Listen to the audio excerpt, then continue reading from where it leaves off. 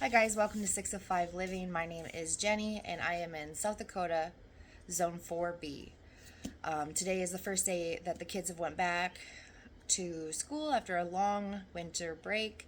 So I have a little bit of time here to just share with you a little bit of my 2026 seed haul. Now, I'm not for sure what's all going to make it into the garden because I have a lot and I really don't know what's going to make it in the garden. Um, I haven't really even planned it out so much. I just order a lot of seeds and then I make my decision. So, first of all, I'd like to share with you Baker Creek's the whole seed catalog. Now, I have been ordering from them for several years. I love their seeds. I love to just sit and go through my catalog in the winter and kind of dream up my garden. I last year I planted 149 tomato plants and about, I think it was 78 or 79 different varieties. And let me tell you, it was pretty overwhelming, but it was so fun watching everybody try the different varieties. But what I'm getting at is every year I kind of focus on one thing that I'm really excited about.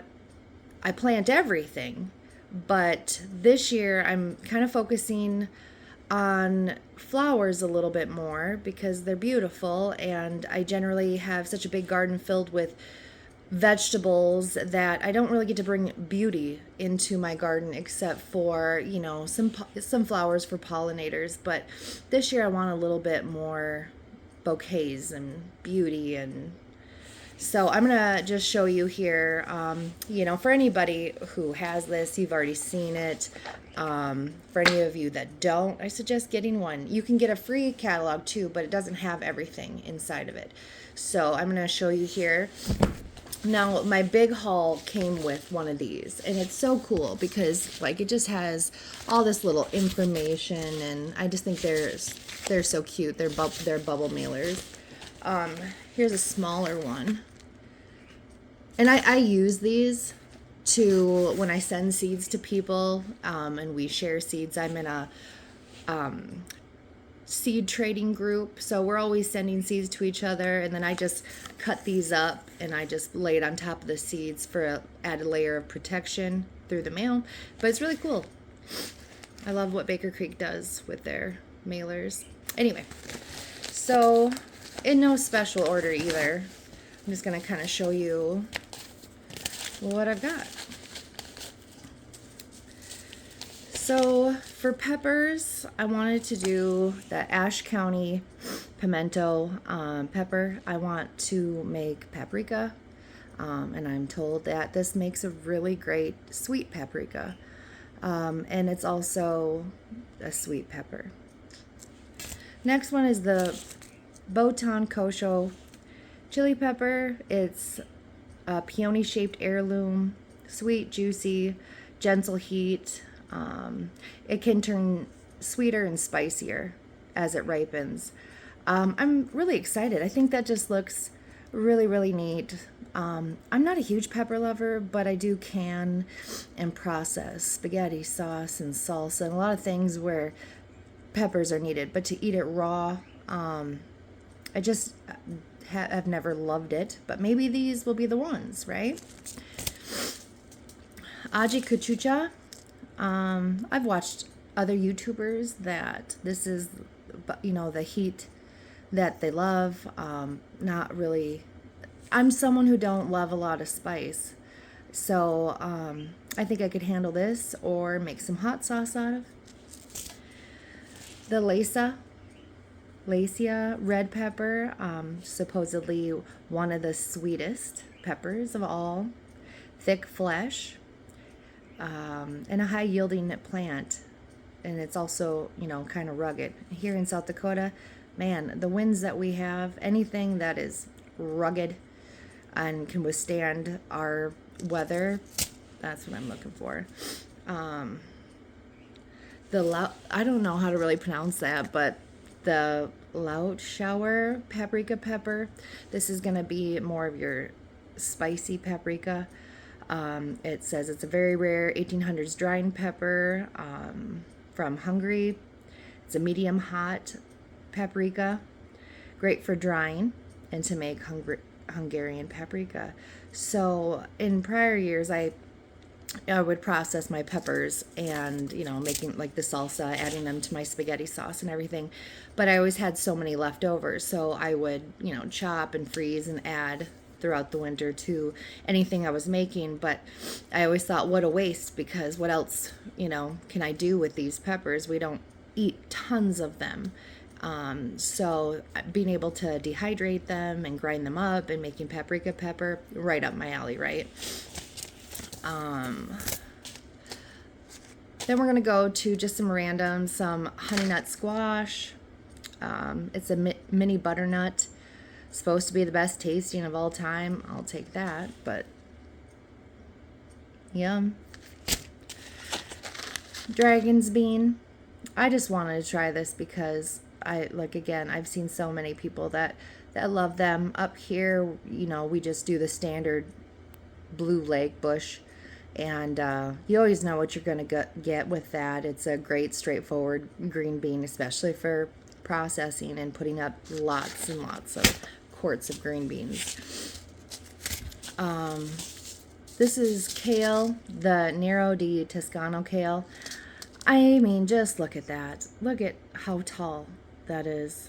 I don't know if I'll get that to grow here, but I want to try.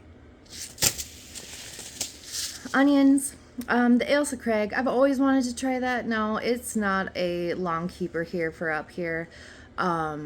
Usually we would do a Patterson or a Candy or something like that. But, it's not always about like the storage life, because I can always chop these up and freeze them. So, use them until they, the length of their life is, before they start sprouting, then chop them up.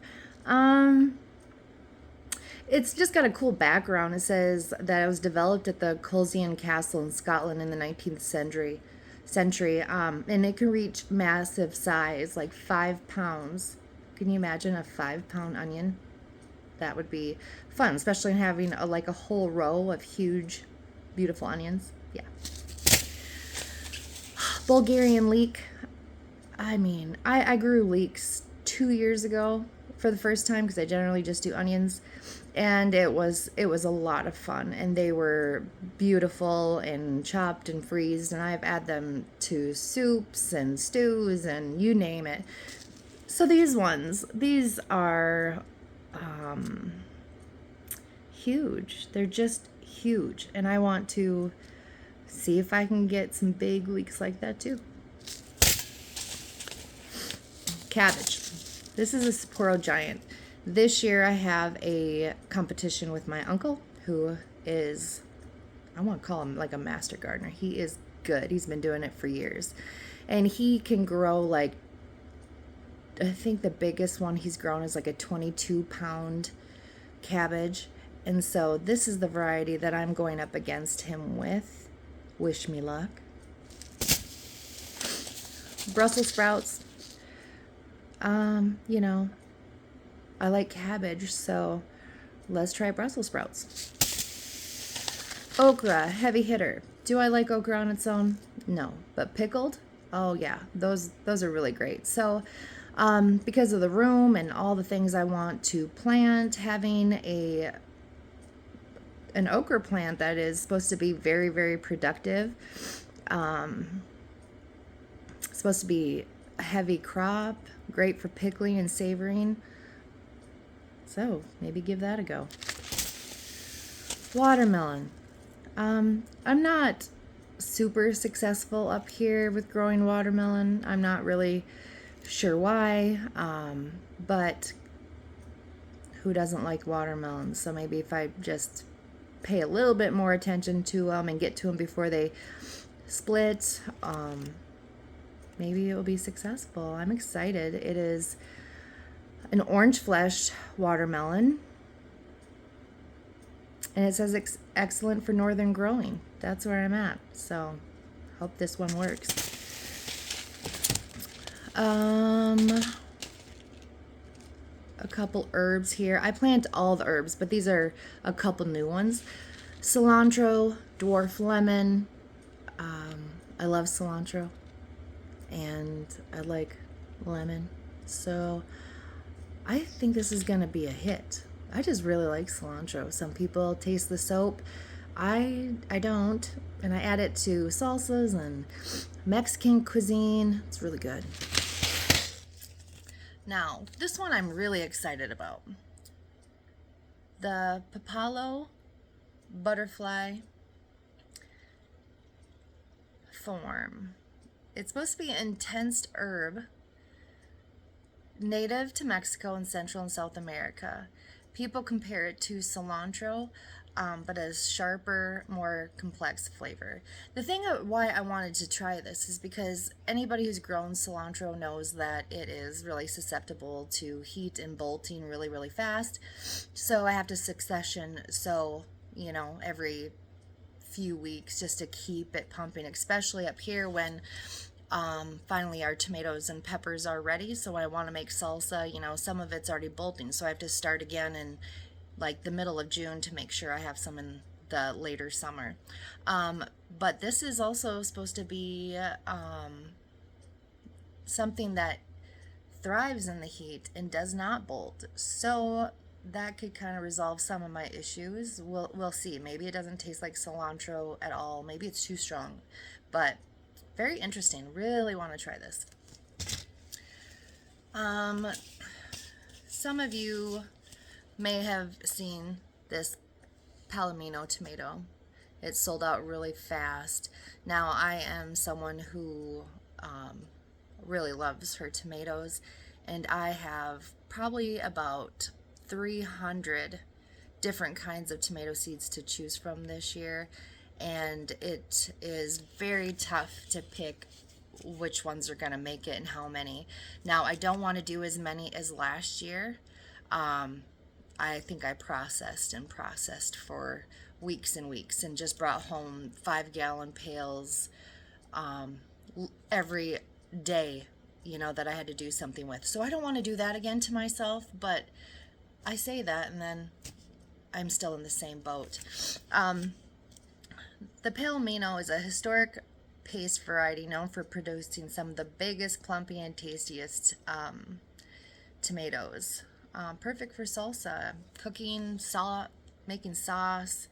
So the bigger the better, because you have more product to work with. I know a lot of people love their Romas and San Marzanos, but for me, that's a lot of little piddly work. You get, a lot on your plants if they don't succumb to blossom end rot, but it's a lot, especially if you want to take off the skins. You have the something to use to process your tomatoes. So it makes lighter work, but it's a lot of them where you can have, like a bigger variety, like a huge paste. You just get more. So I really like that one for making sauces and ketchup and stuff like that. Another one's like the Hungarian heart, just big, pasty, meaty, not as many seed tomato varieties. So I did tell you guys that I kind of wanted to get into more of the flowers again. Some of these I'm gonna have to start sooner than later because they have a long time, especially when I need to get them in the ground by May. So maybe I'll do some winter sowing in jugs. Maybe I'll just start them in some trays. Thoughts on cold stratifying, getting some of these seeds in the fridge, see if I can get some blooms on the first year versus second. But here is in no order. Pink dandelion. Well, we just have so many of the yellow variety of these all over, so who doesn't want to try something as cool as a pink dandelion? So basic, but pretty cool. They're alluring to butterflies and honeybees, so pollinators. The Kilimanjaro white marigold. That's something I think I would just put in like borders and stuff again to bring in the bees. Calendula. Now, I've always wanted a tea garden, right? Where you just dry out all these teas and make your own tea. Because I love tea too. We'll see if that ever comes to fruition, but we'll try this one out. It's porcupine shaped, so kind of a whimsical flower. Excited about that. Chanterceto apricot stock. It just reminds me of like a bridal bouquet, and I'm imagining all these flowers in like a white creamy milk pitcher on the counter, and can't wait for that. Celosia. My idea is just to use these as filler. Never grown it before. Raspberry to lemon, tangerine to cherry. Extra dwarf plants are only 8 to 10 inches, so that would work pretty good for a filler. Poppy, amazing gray, pretty popular. Everyone's kind of looking for the amazing gray poppy. It's an Earl Grey lavender Shirley poppy. It's just beautiful. I've never grown poppies, so. Lilac pom pom. Oh, she's beauty. She's a beauty. So I can't imagine having that in a bouquet. Right?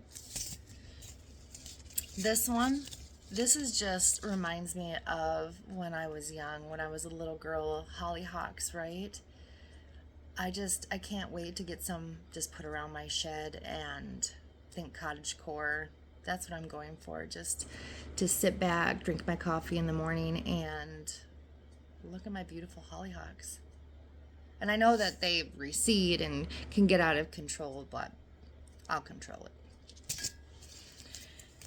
Now, these are my Snapdragon varieties. Tall Deluxe. Again, think bouquet, having some tall flowers in there. The Rembrandt, because it's beautiful. All the different peaches and pinks, and they're long lasting. That's also important, to have something that lasts long too after you cut them. And the Tetramix, just so unique, beautiful. Can't wait. I cannot wait for the flowers. And the Lavender Torch Minty Ice. Now, lavender can be so fickle, and we'll see, but I was thinking about being able to dry some of this and making those sachets you can put in your drawers or just around your house, make it smell good, sitting outside, just being able to smell the mint. So that's what I'm thinking with that. And they send you some free seeds too.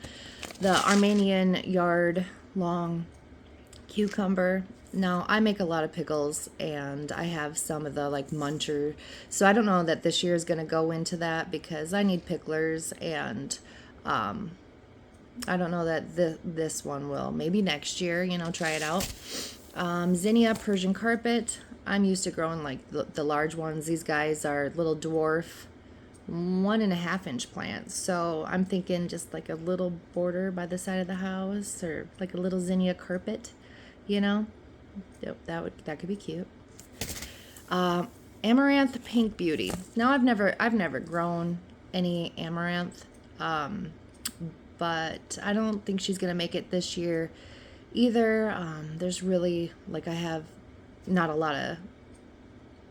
a lot of space, but I have a lot of stuff going into it. So it's interesting though, heat tolerant, that's great. Powerhouse Nutrition, that's great. So, I'll give it a go at some point, but I got too much to fit in my garden, so sorry, Amaranth. These are from Seed Cult, from Etsy. This is a silver dollar eucalyptus. Eucalyptus smells wonderful. Again, I want to fit that into my bouquets or hang it from the shower. Some people say it smells wonderful once the hot water hits it. But these need to be started soon because they are very, very slow. And up here, it's really cold and it's just going to take a long time. I won't be able to put them out. You know, when I put generally all of my cold stuff out, it's going to have to be pushed back until I know that all fear of frost is over, which is usually like the end of May if we're lucky. Here's another one. This one is in the amaranth family, I believe. Strawberry Fields Globe Amaranth. And they're just like little, if you guys can see that, they're just like these little tiny red strawberry looking balls, fluffy balls, just to be able to put it again in a bouquet. I, as well as everybody you've probably seen, have these organizers, and if I just show you simply some of the tomato seeds that I have, just bags and bags and bags of varieties. Plus there's so many more of these I have from last year that I never grew. I just have tons and tons and tons to try. Some of them are tomatoes you never heard of, newer released ones from private breeders. So I'm really excited for that. Whenever I actually whittle down my list and how many I think I'm going to grow, maybe I'll do another video on, you know, the types of tomatoes I'm going to choose. They're all heirloom, all open pollinated, I believe, for the most part, because to be able to save the seeds and share them with everybody is something that I've really got into here now in the last couple years. You know, I grew up where using a hybrid was, you know, the bang for your money, and you didn't mess around with heirlooms because of disease and bugs and everything else that can really wipe out a crop. So if you want a can and you want to put up, you know, your harvest, you just stick with a sure thing. So, but now in the last few years that I have been planting all the open pollinated seeds, I haven't had any issues, really. I really haven't. And to be able to, at the end of the year, save my seeds and give them to people, or to just fill my collection, that's where I think the money's at. Because instead of spending every single year, you know, on more seeds, I literally have enough that I could just plant what I have, grow what I have, right? And that's the idea, is just to plant what you have, save the seeds, and share the seeds. Because as a gardener, isn't that what we want to do? Like, there's something that you planted that is just, it's just so good or so amazing or so beautiful, and you want to share that with everybody. So that's what I do. I share with the group that I'm part of, and I share with family, I share with friends. I can't wait to harvest and, you know, give them this and tomatoes and cut them a fresh bouquet. And so I'm really excited about 2026, and I hope you guys are too. Thanks for coming along with me on my little seed haul. I hope to see you again soon. Bye.